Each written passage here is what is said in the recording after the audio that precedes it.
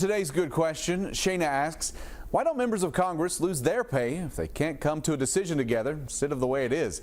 Well, over the weekend, Congress avoided a government shutdown, but just barely. We reported on millions of federal workers who would not get paid if that had happened.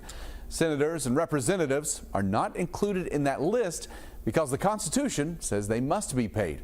Article 1, Section 6 of the Constitution states, the senators and representatives shall receive a compensation for their services to be ascertained by law and paid out by the Treasury of the United States. Right now, the base pay for members of Congress is $174,000 a year. Members of leadership earn more. The 27th Amendment says any changes they make can only go into effect after the next election. Some lawmakers have introduced bills that would make it so Congress doesn't get paid during a shutdown, but those have never passed into law. And some members have pledged to refuse their salaries or donate them if a shutdown happens. If you have a good question, you can email goodquestion@wkyt.com. I'll see you on WKYT Mornings.